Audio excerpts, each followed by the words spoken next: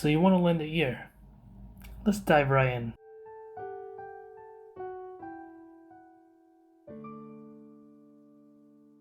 Alright guys, we will be covering the outer ear. So this is going to be a very simple, hopefully a short video, and we will be discussing everything except that bad boy over there, the tympanic membrane. Alright. So yeah, let's just zoom right through all this information. Alright. So yes, here we will begin our quest through the ear. So let's just start off with the oracle. Alright.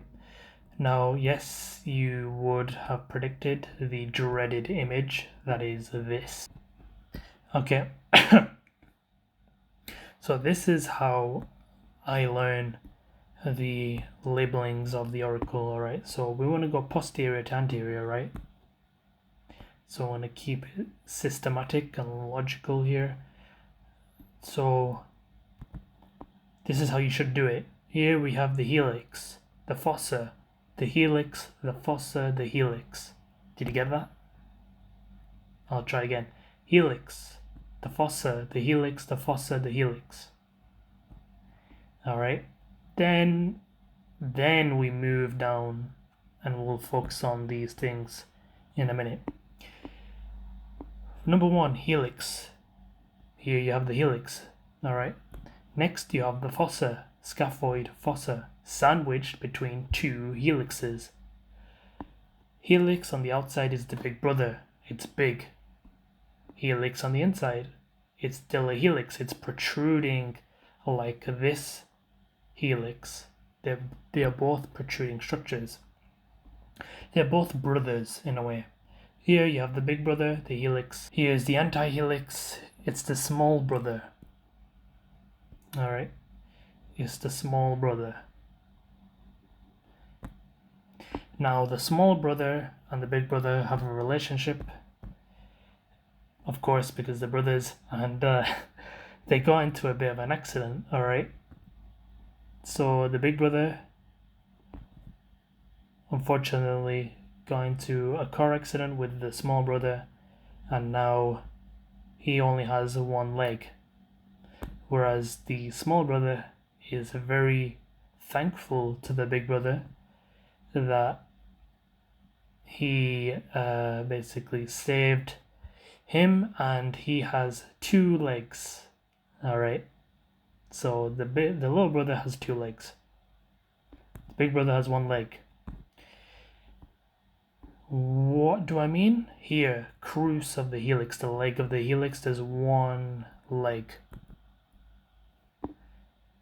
And then you've got the anti-helix, the little brother, it has 2 legs. Inferior crus, 1 leg. Superior crus, 2 leg. Alright. Then let's continue our process. Helix, fossa, triangular fossa here. Alright. Another image here. Here is your triangular fossa. Helix, fossa, here. Helix. This is your crus of the helix, the 1-legged big brother. Then let's move downwards to the big structure here, the lobule. Very simple, has no cartilage. Finally, the triple C, the concha. The concha has 2 C's, the cavum and the cymba. So it's a bit messy here, so let's move it down a bit. The concha and the cymba. Here is the cymba. Here is the cavum. Cavum, cymba. The cymba is the lion, right? I haven't watched Lion King, but I'm sure Simba is a lion. So let's put him top. Let's put the lion on top. And let's put the other one, who cares, on the bottom. Alright, here's the cavum. The lion, Simba, he's up at top. Then finally we have these two protruding structures over here, the tragus over here, is more anterior. Antitragus is more posterior, alright? Tragus in the blue, anterior, antitragus posterior here, alright? So yeah, that's that. Let's move. Actually, let's just quickly say that. What do you think the epithelium is of the auricle? What do you think it's made out of? Well, yes, it is made out of the keratinized stratified squamous epithelium. So yeah, it's made out of the keratinized, stratified squamous epithelium. Alright. Now,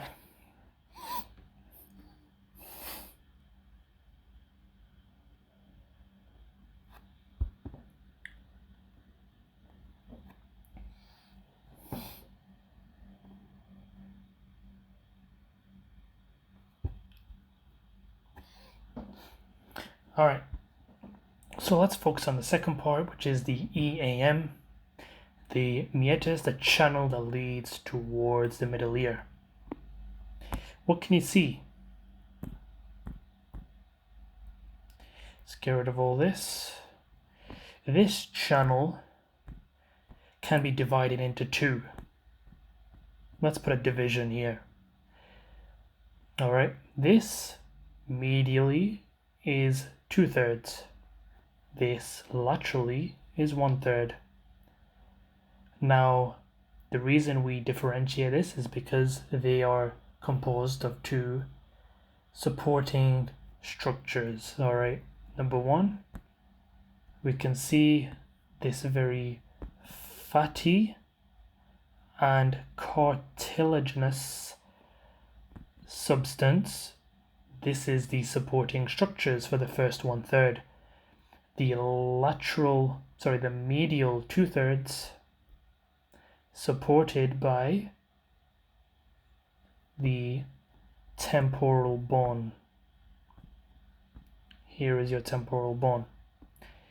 Alright, just to give you a better image, here is your temporal bone, and this is the tympanic part of the temporal bone.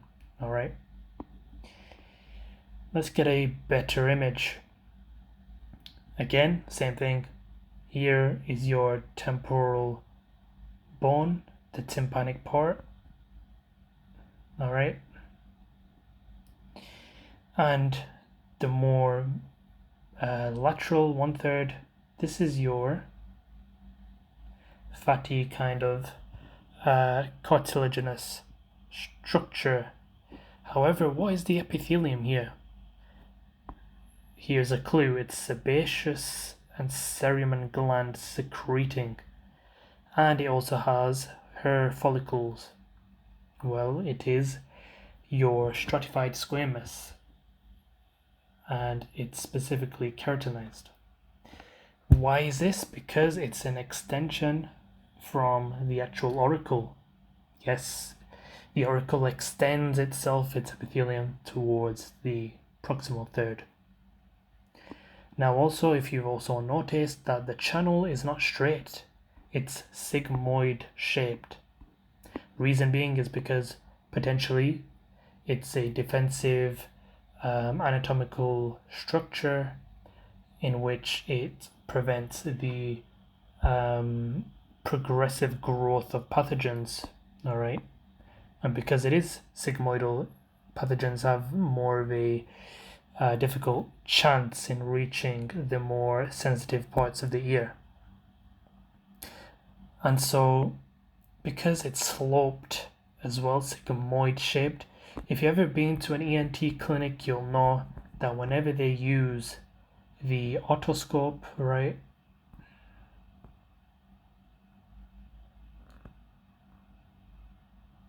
whenever they've used this to shine a light in your ear, they have to yank your ear in these very uncomfortable positions, right? But they're only doing that because they have to, otherwise they won't be able to see the ear. So they have to position it posterior superiorly because it's the channel, the proximal 1/3 is situated anterior and it's descending. All right, and yes, let's move on. All right, nerve supply. So this, I will only cover sensory. Motor you don't really need to know. All right, know these three main nerves or plexus: trigeminal, superficial cervical plexus, and vagus.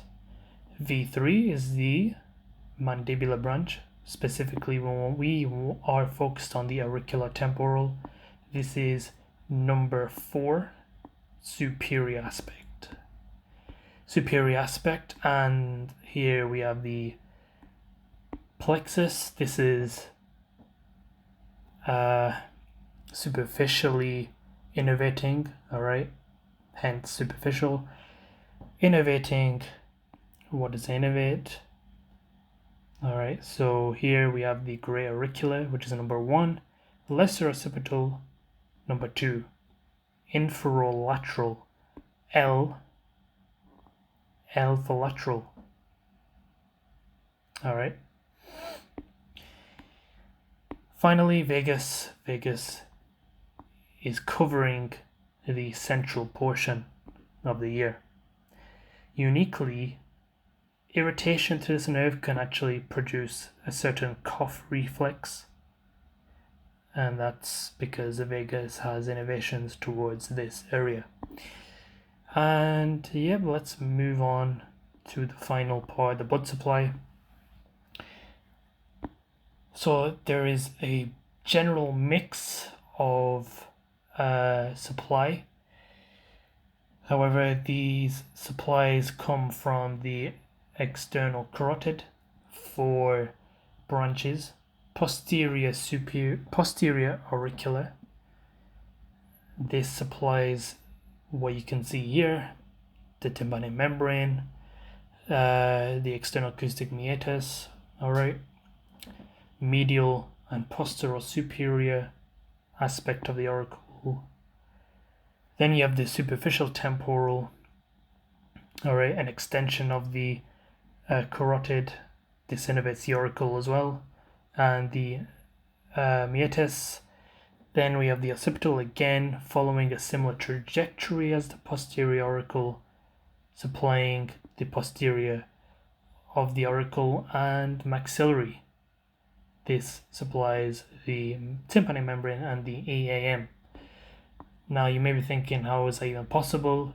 It's going in the opposite direction. Well, the first branch of the maxillary actually loops back and innervates the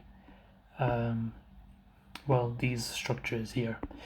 Anyways, that's been the first, potentially, hopefully, simple video on the outer ear. We will be progressively moving up in difficulty. I would say the next one, tympanic membrane, is about a level 15, let's say. All right. So yeah, that's all for today. Thank you for tuning in if you did, and I'll see you in the next one.